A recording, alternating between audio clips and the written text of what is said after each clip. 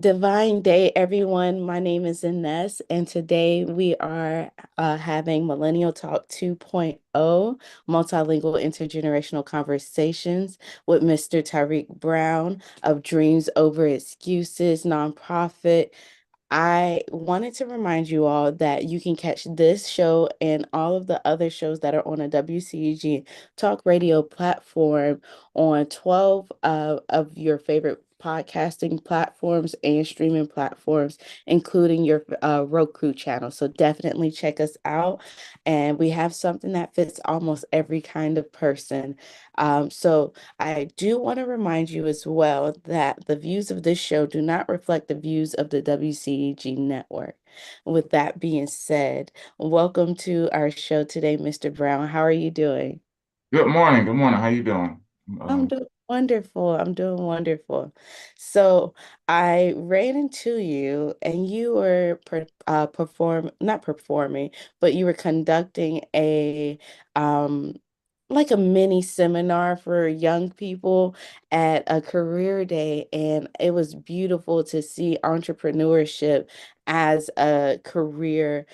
When I was in school, that was not an option. We had lawyers, we had firefighters, the police, we had all of these traditional jobs, but none of them ever really seemed inviting to me. Maybe the lawyer because of the money, but everybody knows entrepreneurship is really where it's at. You're in charge of your money and your time. So can you give us a little bit of what inspired you to start Dreams Over Excuses? But like, tell us what it is first. Okay, so Dreams of Excuses is a nonprofit. It's geared towards helping the youth with financial literacy and entrepreneurship. So again, like you said, entrepreneurship, I believe, is very, very great. And you have two forms of working. Basically, you can be an employee or employer, and there's nothing wrong with either one. I tell you, even when we was at career day, that sometimes it's good to have both because you have to fund your dreams at one point. So you do have to have currency. And I know in this, um, I would say times right now, I guess you would say in this season, a lot of people are going towards the entrepreneurship just because job security is really almost not there right now. Like you used to be able to retire from jobs, and especially if you were working like at a plant or you had just a good job that you had benefits, plus you might have been a part of Like pension and retirement and yes, and then you what do they call them? Like the people who the could still four. period jobs. Like you was part of I can't think of the name, but you had job security where you had someone looking out for you. Nowadays, people fire you at will or whatnot. Oh, So like a union. exactly, sorry, that's what I was looking for. Yeah, It's okay. It was going over my head for a second. yeah, unions, and now they fight to not even get unions in a lot of companies. So again, the job security is not necessarily there. So I think entrepreneurship is a way that you can also always have money and support for your food, I mean, for your family and whatnot. So you're not just depending on one income. So that's what kind of got me into for the nonprofit. Now to I guess start back to where it originated from was uh actually it was a for-profit company to start with. I think I mentioned before it was the BOC, BABOC, and it was basically to it started in 2019, and I came here. So I was in California previously, 5 years, and they had a nice scene of entrepreneurship. And I worked in the financial literacy, I mean, sorry, worked in the financial district in San Francisco, and just that kind of opened me up to like the stock market. It was a company called Robinhood that actually did a contract. I was a contractor for them for a minute, and that kind of I guess you want to say exposed me to the stock market. Before I never really heard of it. I heard of it, but I didn't know that we can get into it. I just thought it was for people with a lot of money. So it wasn't part of my growing up. So once I was around, able to be around people that invested, it just kind of turned the light on. It was like, oh, this is something that we can do. Because with Robinhood, you don't have to have a huge account. You can start with literally 10, 20 bucks. So fast forward, working there, we moved to Atlanta in 2018, And I loved Atlanta because it had a lot of black pride, and you seen a lot of people of color working, owning businesses, owning homes, and that was just something that I had a son and I wanted him to be around that and just see that like black excellence. So came here, and again, Atlanta was like the mecca of entrepreneurship. Like everywhere you go, you're seeing somebody owning something. Like even if you have a job, that is another thing to have a side hustle or a side business. So that, and then we went through the whole pandemic thing where Black Lives Matter became huge. But slightly before that is when I had started the actual company, the Bach, and it was just started originally off of having phrases because I was big on words and phrases. So I just had inspirational phrases. One of them was dreams over excuses. Another one was successful from consistency. And I would just basically put these on shirts, t-shirts, hoodies, and I would do vendor events. And then and then I would travel, it become like my airport shirts or whatnot. And just dreams over excuses became like the single. Like everyone liked that. It was a phrase that was catchy. And unfortunately, because of the pandemic, I wasn't able to do vendor events. So I went to e-commerce and I was selling a little bit because of the Black Lives Matter thing. So a lot of people were supporting small black businesses, and I was able to be take advantage of that and get some money. But then over time, that kind of died out. So then uh, to pivot, I mean, I still had it, but to pivot, again, I wanted to go into financial literacy and even started with, I'm sorry, just to back up with the Bach brand, I had three F's in mind to kind of summarize what it was standing for. And it was going to be finance, fitness, and fashion. And the fashion part, of course, was the clothes. Fitness, I would post videos of myself working out. And of course, finance to me was the hugest part because um, this was always in, like I said, I worked in a financial district, so I'm an accountant at daytime, but I was always loving numbers and just seeing how money works. So fast forward, I took the Dreams Over Excuses because it was a popular name and decided to make it a nonprofit and because it's my way of giving back and just to teach again my kids on how money is just to understand money and how finances and you could just see decisions that people make daily that affects their future. And I think just learning and just being around people who do have money, and if you just get those gems and just a lot of it is mentorship, I say.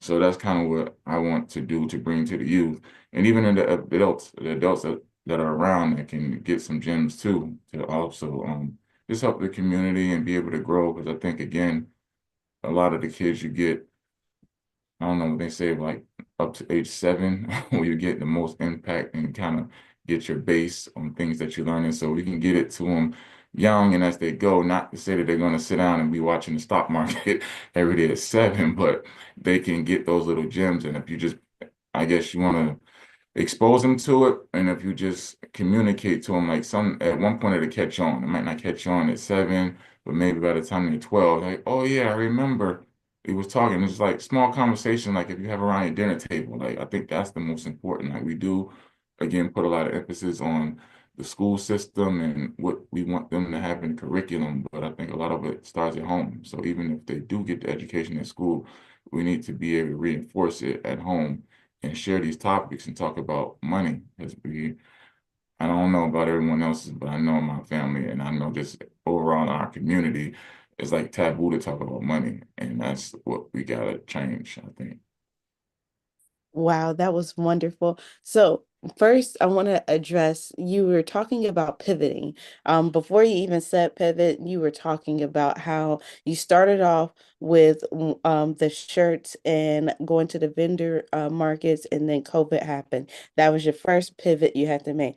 And then you talked about how you use what was doing really well, which is the dreams over excuses, and made that the focus and using that as your umbrella title for the nonprofit, which originally started as a for-profit business. And I like that you are addressing that. And entrepreneurship is you're paving your own path. This is what Robert Frost was talking about when he said the road less traveled. So you're doing a wonderful job at embodying that. I also want to address the fact that you are living what you're preaching with dreams over excuses, your dream for a better future, not only financially for your kids kids, but financially for kids, especially kids of color, is what it sounds like when it comes to money and having a better relationship with money. And even though sometimes you might have to sacrifice and have an employer, but one day you'll get to be the employer. I like that you are saying that that dream of being the employer is bigger than any excuse you can come up with. Like that's what I'm getting from what you're saying. And it's wonderful that you're starting them out as early as possible. As you know, I'm homeschooling my daughter, and this is an amazing journey because we wrote financial literacy into her curriculum. She's been learning about random financial vocabulary since she was, I want to say, 2. And I think that is wonderful. Like she doesn't know right now. But right now, all she knows is memorize stuff. Like 2 plus 2 is 4. Like she knows more. I'm gonna give her more credit than that. But she's still young.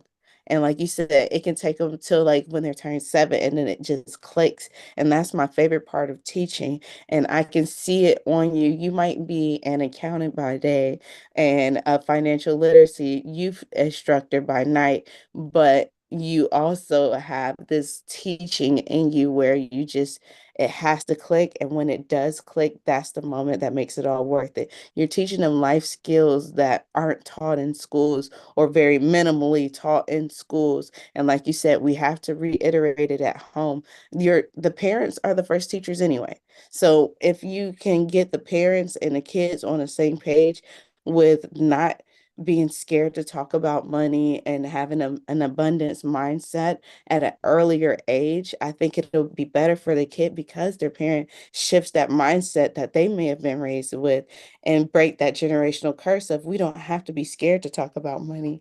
I really am proud of you for what you're doing. I know it's hard because it hasn't been done before.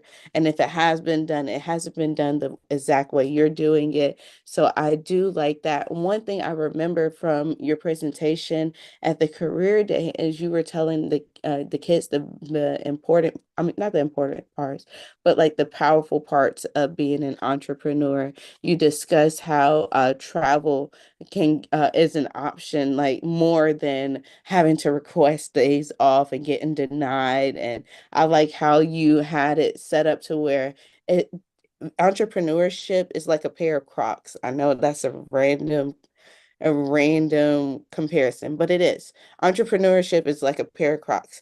You have this boat where you want to make money, the Croc, and then you can take all of these little gibbets and make them your own. And entrepreneurship gives you the ability to do so. You can steal that. You can use that if you want to when you do it in your next career day. You told me what age you primarily focus on and why, and about the vision and the mission of it. And I can see the passion in your face when you're explaining it. There are very few people who get the ability to live in their dream. And it looks like you're in the process of making it come into fruition. What do you need to do next for you to level up next for your nonprofit? I think just consistency. It's just one of those things that just over time, like I said, that's another one of my phrases called singles that I had putting on t-shirts and hoodies. Successful comes from consistency. And I think that no matter what, like like you said, for entrepreneurship, you have to be willing to pivot. You got to accept change as it comes, and you can't let the barriers get in your way. Again, over excuses. So it's like things are gonna happen in life, everything's not going to go your way, even if you plan out something. I mean, that's to me the importance of planning is because at least you have a vision and you have something to work towards. And then again, noting that it might not go exactly how you planned it out, but at least you have a starting point and you have a vision on how you want it to look. And then along the way, things changes, and sometimes it changes for the better. Because again, like you said, networking, meeting people, just going on this what I call the journey, just enjoying the journey as it comes to you, because you meet people. And again, like you said, the aspect of traveling is a big part of it. During the career day, that's what I was kind of expressing to the kids, that starting with entrepreneurship helps you get funds so you can invest. Once you get your investing going on, don't forget to travel. Passports, I preach that to the youth also heavily. My son, I had his passport since he was 4. I got it. Right now he's 8. So just trying to get and again, it's more getting them exposed to things, and that's why it's supposed to travel, important to travel because you see different cultures and understand that everyone doesn't think like you, and it's okay. I myself, um, I look for people that think different than me because I want to learn. Like I'm around someone that thinks like me all the time. What am I gaining? And it's like a situation to where I don't want to get into an argument with one about nothing like that. Because again, I'm not trying to change your views, but a good debate sometimes is not bad to understand how you see things. And I think people see things based on their exposure and just their life experiences. So it's nothing that I don't think it's a right or wrong on however you feel about a situation, but it's healthy to see how did you come to that conclusion. Like getting to the why of things is what I'm really passionate about nowadays, and how come this happened, and just get into the intricacies of things and the details of how can I make something better, or this thought process, how did you come to this thought process to thinking like that? And again, if we work together, collaboration, which I think is huge, like group economics is nothing that's a whole nother thing they don't preach and not necessary to the kids, but it should be. Like group economics, as we see from other cultures, is huge. And that's how you can kind of grow. Like they said, two heads are better than one. So if you can group economic things, you have this thought process, this is how this can go, as opposed to if you, as you know, as an entrepreneur, you try and do everything on your own, that don't work. You'll burn out fast. So you need you need help. And that's just the honest truth. So yeah, to answer your question, just consistency will help it keep growing, and reaching out and networking will be the best thing that I think will help them grow. So what I'm hearing and the need for consistency is something similar of what I teach with like when I'm teaching students about foreign languages and becoming more multilingual. So I think money is a language of its own, and that's why people get so scared because you have to put time in to learn about money. You have to put effort and like the time and the effort alone and being consistent with it. Like, yes, oh, you could say you want this big house or this nice car. You could say you have this big goal that includes having to have a lot of money, excuse me. But if you don't learn how to handle your money well when you earn money, like how much to save, how much to spend on your necessities, how to earn more money, if you don't learn what is required for you in your financial situation and how to make your money work for you later on, you're going to be stuck in a cycle of I have to work so I can get money. I have to trade my time so I can get money. And I like how we have similar perspectives. I know we did speak about we both were at what's the name of the Invest Fest with Oh, Earn Your yeah. Leisure. Yes, yes, yes. And that was one of the most powerful rooms I've ever been in. I went to in 2023. I was out of town in 2024, but trust me, I wanted to be there when it happened. But in 2023, there were 20,000 people, and most of them looked like us in one room learning about financial literacy, learning something that they might knew most of the stuff already, but it might be something that was missing, or if they knew it all, they could help the people around them and connect and network. And you were talking about the importance of being in the right places. And like with you being in the San Francisco financial district, who would have known you as a kid?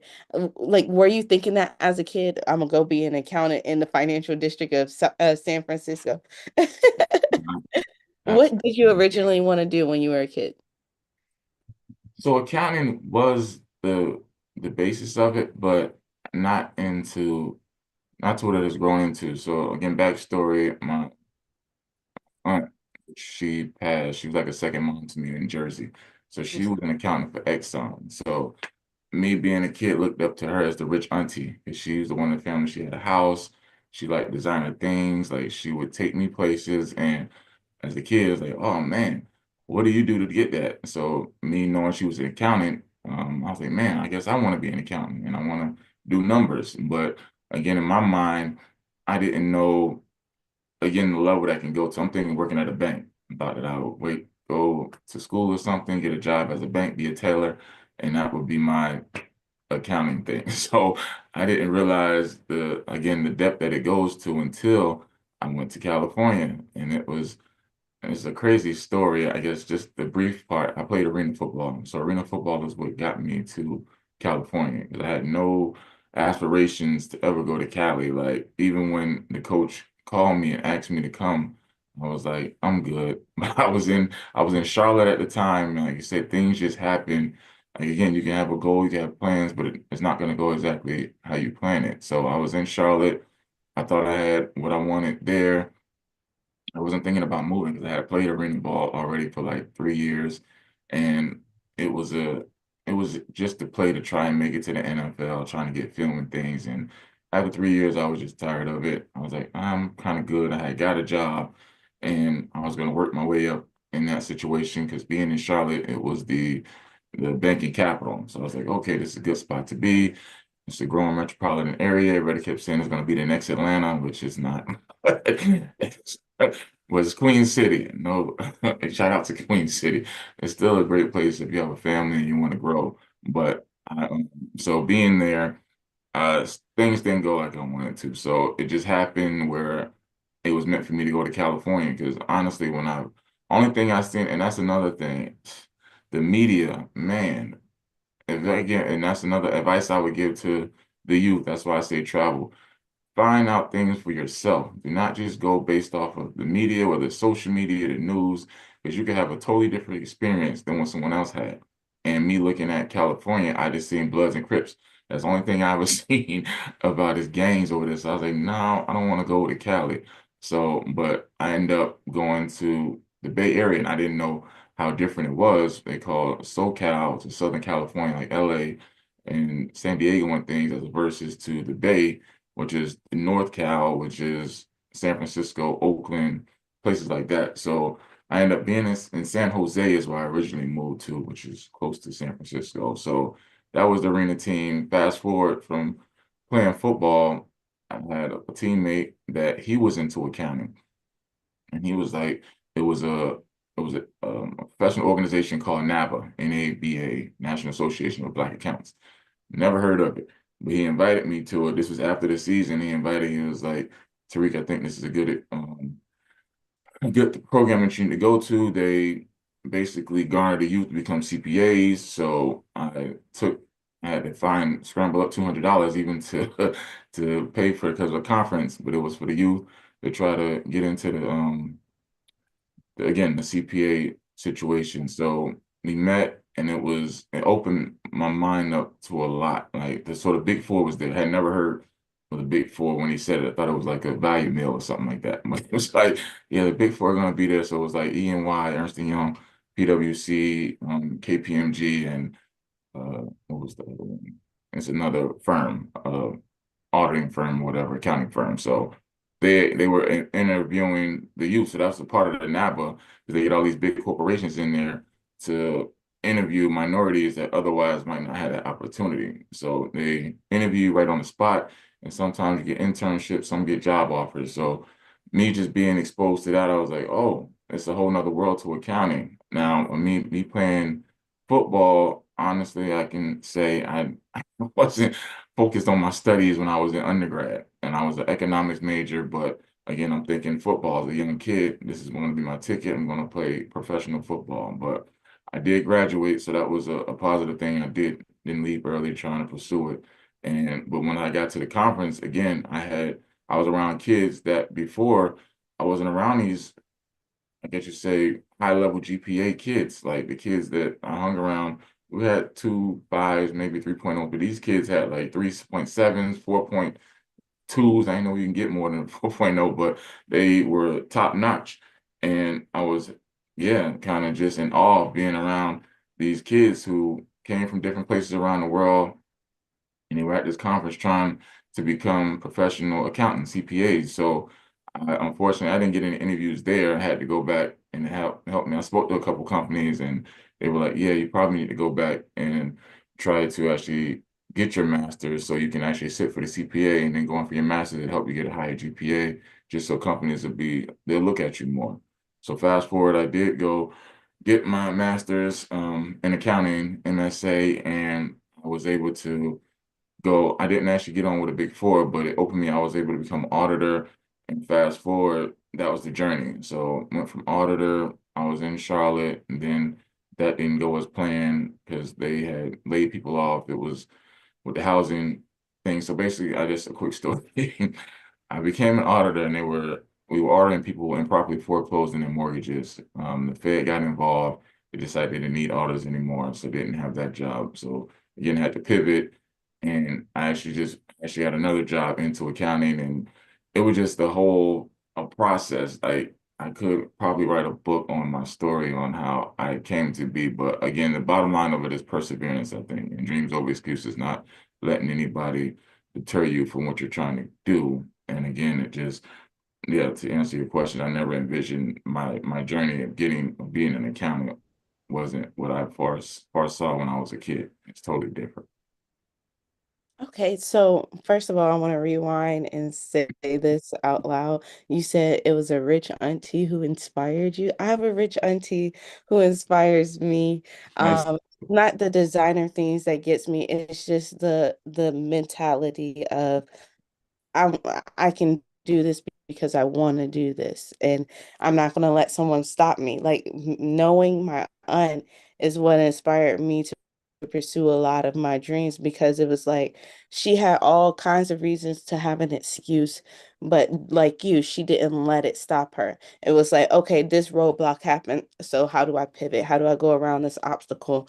And I think that's the mindset that we need more in our community. I know it's a lot more happening now because of social media, so we are able to tap into other people's stories more often than we would have in the past.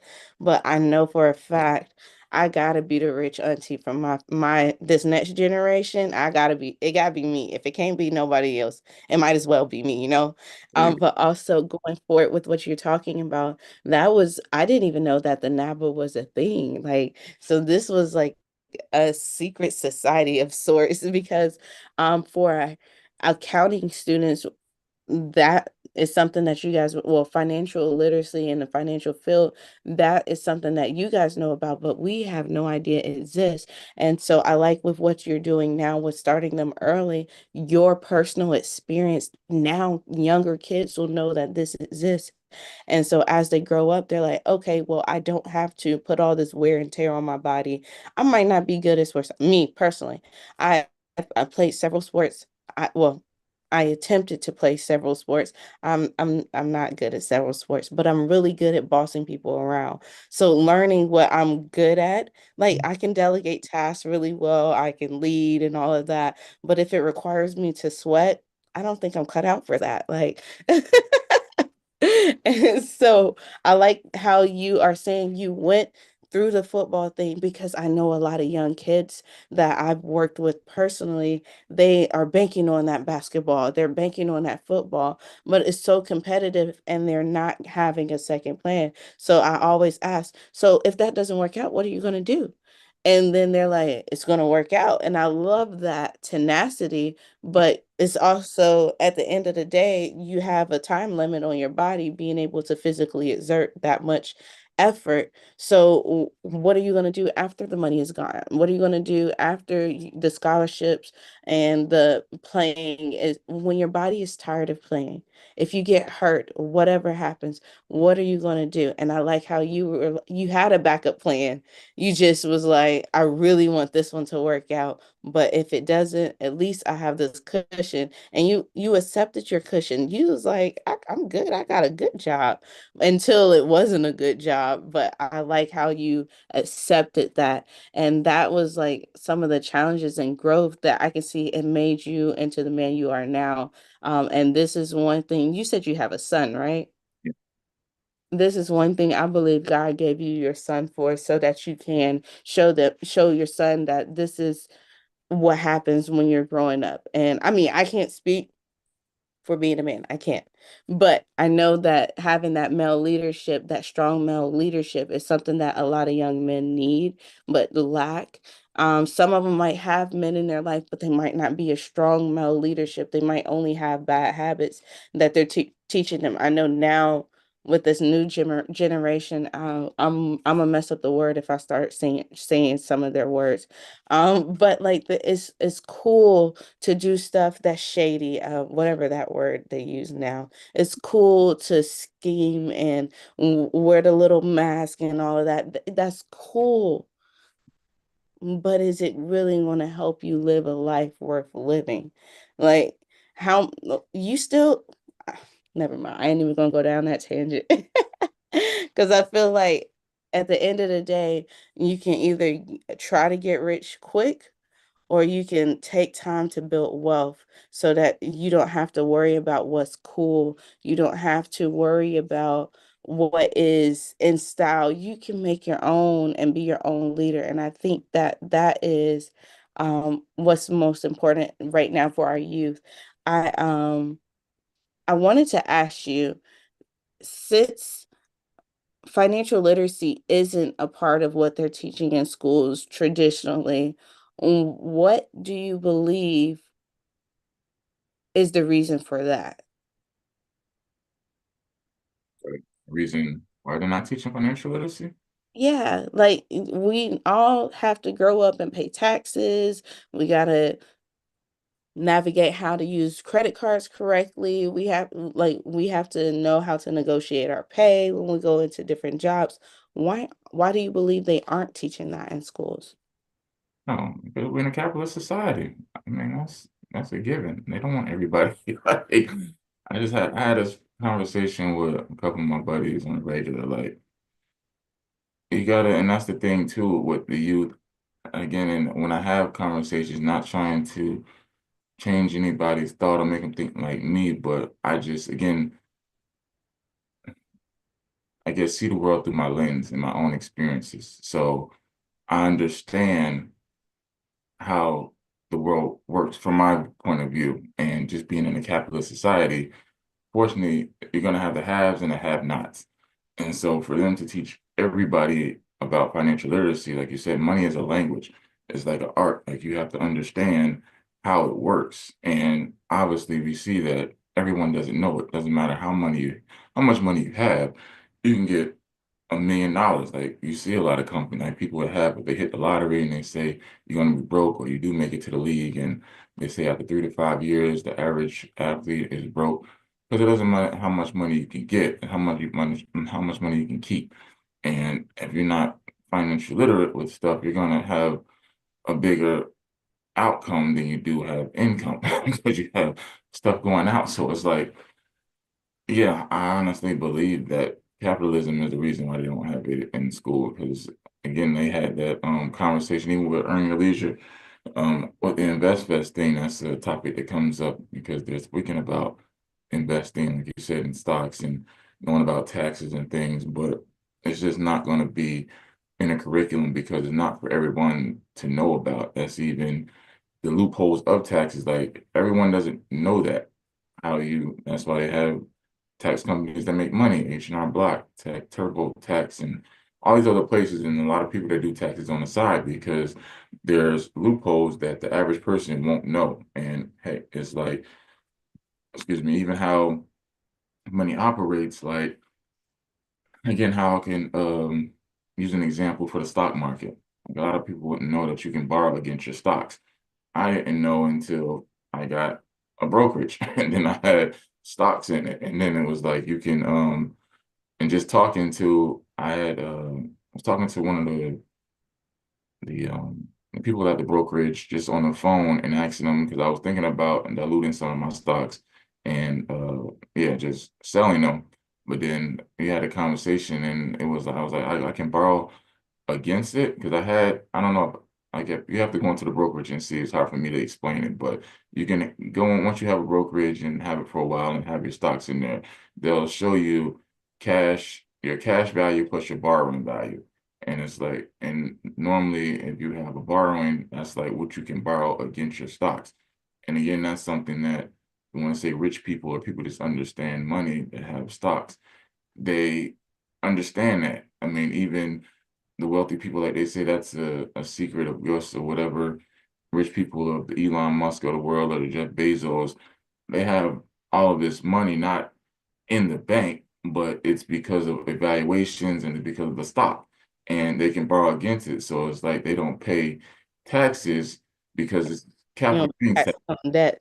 Yeah, they can just borrow against their stocks and they don't have to actually sell the stock. So it's not, they don't have a lot of income tax because they're not actually getting income. They're borrowing against this and just playing the game with getting capital gains tax. So it's a money game that, again, people with money, or when I say rich people, play, that if you're not tuned in, you would never understand that. Like, again, you would end up selling the stock because, but then you'll get taxed on it, especially if you hold it under a year and a day. Your capital gains tax is normally more than if you just hold it for a year and a day type of deal. But again, you never have to sell it if you can, whatever you're trying to do, if you can borrow against it. Now it is, again, I'm not a financial advisor, so don't take all the advice I'm giving you. I'm more like a coach. This is the things that I've learned over the time. And again, being in rooms or just asking questions. Like, again, I want to know the why of things. So I've been become real inquisitive the older I get, and not being, I don't know, it's like I have no ego when it comes to asking people things. Like, I don't have a problem saying I don't know something. I'm willing to learn. I'm like a sponge and willing to soak up information. If I don't know something, I'll tell you I don't know, but I will try and figure it out. And again, just learning these different techniques, it just helps you become more astute in the financial world. And yeah, they won't put that in there. So I'm just seeing now if I could. I know it's probably some schools that will have let you come in like for career day, what I did, and go in there and speak, but to actually fight to have a curriculum that says that is probably few and far that do it. It's some I know. A lady that I follow, Budgetnista, and she has a I curriculum. love her. Tiffany Alicia.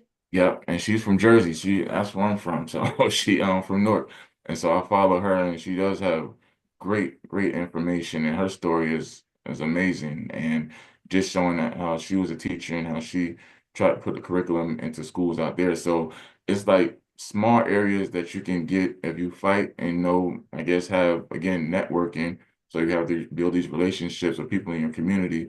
You can get things in there. And I think that's going back to the basis of where it has to start at for me in your community, because you can't control the world. So are they going to sign a big petition and say, yes, we're going to put financial literacy in every school in America? No. But again, if you can start with your community, I know these middle schools or high schools in my community, maybe I can create some kind of curriculum that they can go on, or some kind of after school program to just get them introduced to financial literacy, learning about investing, learning about stocks, learning about taxes and things like that, so that they're prepared. And again, I think that little bit of help, but going back to the beginning, it's got to be a conversation that is at home too. So the parents do have to be involved in it and reiterating whatever they do teach, because as we know, no matter what the school teaches, and that's the thing too, like the kids have to want to know that. You putting it in the school is not necessarily going to make it just stick to everybody. I mean, that's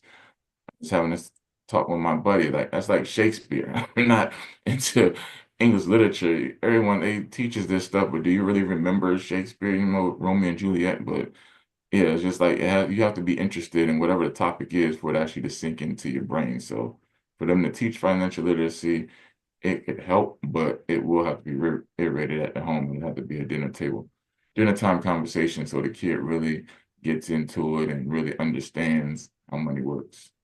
So, okay, so you're saying, well, my next question was going to be how can parents incorporate financial literacy in at home?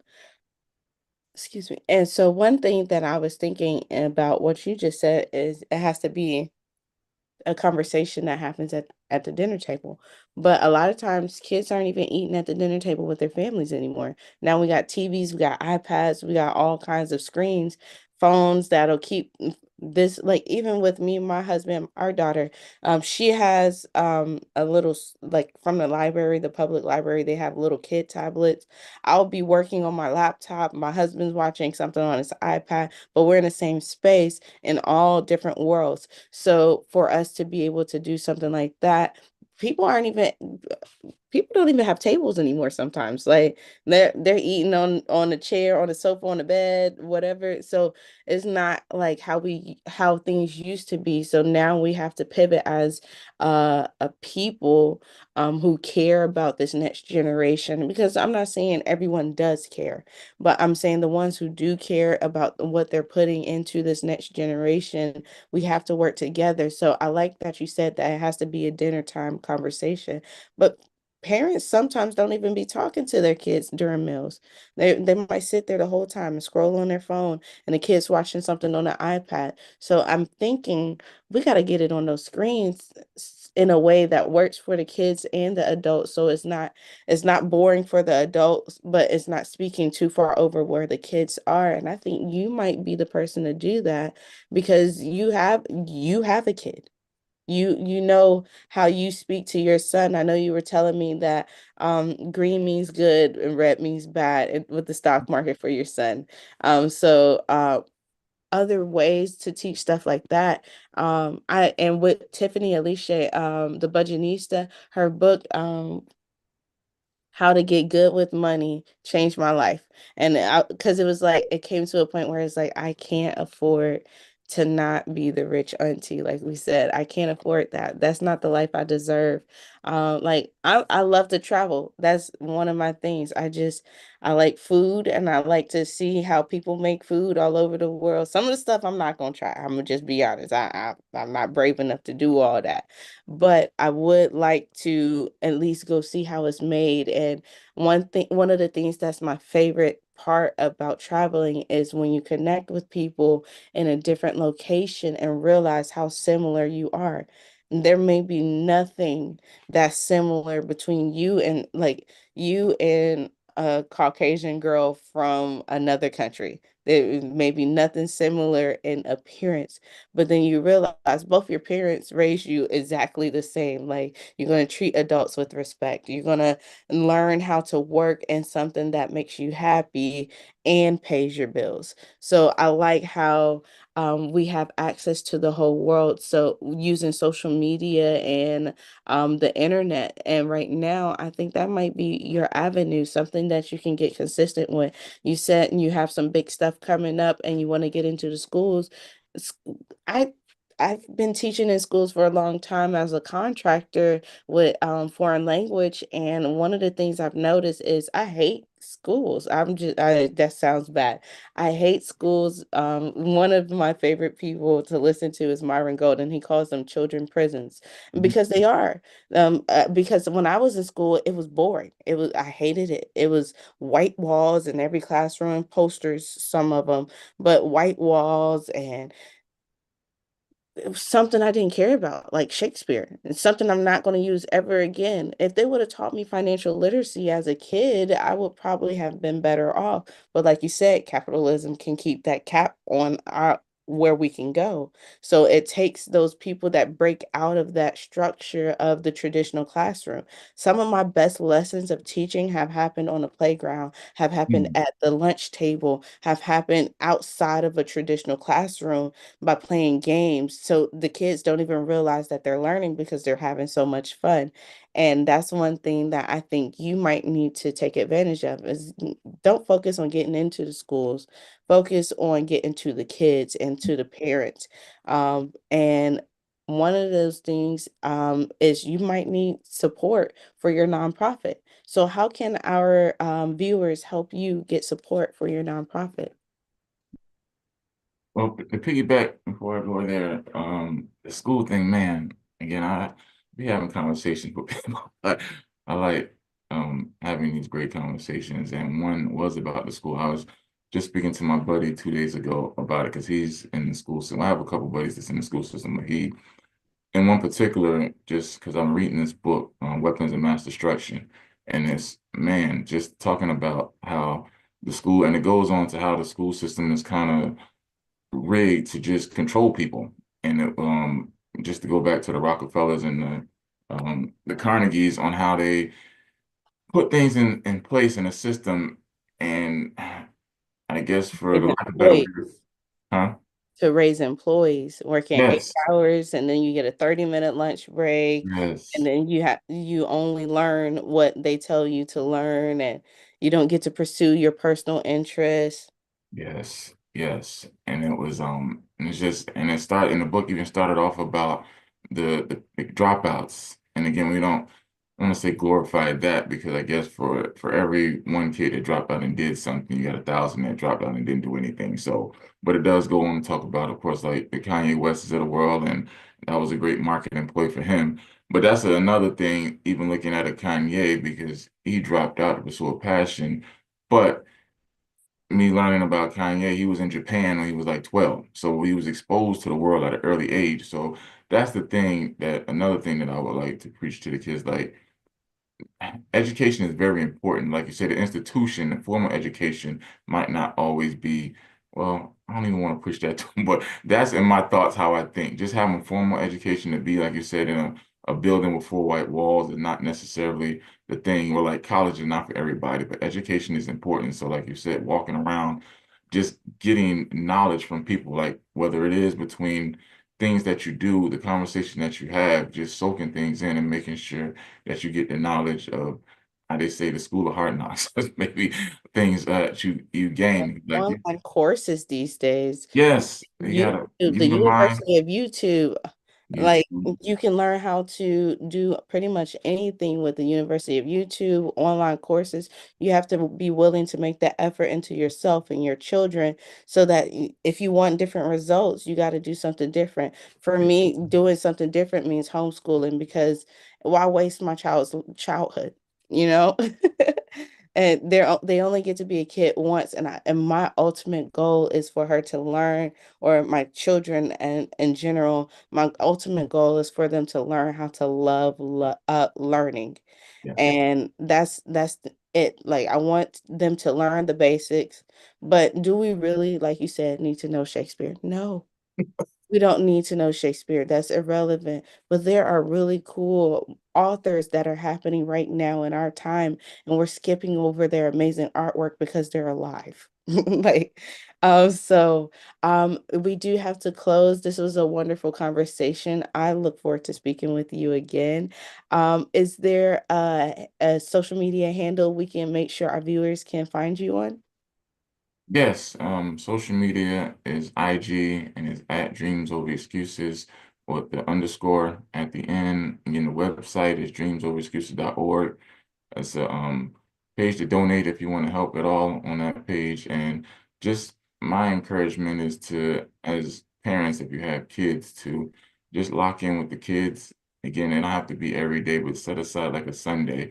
They say we're gonna have dinner together at the table, and for 30 minutes to an hour, let's put away the tablets and let's just have a real conversation and just include money. It doesn't have to be aggressive. All right, everybody get out your pens and pencils and let's write down, like just ease into it. Like again, start with a savings account. And if you want to give your kids allowance and just let them know how to prioritize things. And um, the it was a great book also I read, The Richest Man in Babylon. And it's taking a percentage of every dollar that you get. So here, I'm giving you $1, it's your allowance. Make sure you save 10%. You can spend 10% or whatever you and invest in a bunch of the other things. So it's just like having different conversations with your kids, whatever it is, however that you can relate it and put in your own terms so you know your kids know how they understand things. But that's what I encourage you to do to, yeah, just create this next generation. Because right now, like you said, with the shiesty mess and That's the word. That's the word I was thinking of. Thank you. shiesty mess and everybody want to be the YouTube star and they just, again, back to instant gratification, like that's not it doesn't end well for everybody. It's only going to be so many NBA superstars. It's only going to be so many YouTubers that make $1 million. So you do have to have a baseline for your kids. And again, the backup plan is not bad. I don't I know some people preach, hey, don't worry about a backup plan, just focus on your one thing. But in this society, I would encourage a backup plan. Yeah, 'cause some of them they didn't have a backup plan and now they're getting laid off and don't know what they're going to do. So I really appreciate you for coming on today. Thank Thank you you for so much inviting me. for being here. And for everyone else, please check us out on your Roku. Check us out on all of our social media platforms. We have so many shows, so much knowledge you can learn from, and from different perspectives, men, women, young and older. I'm not gonna call them old, young and older, so that we can basically reach everyone. This is the WCG Network's Millennial Talk 2.0, and I hope you have a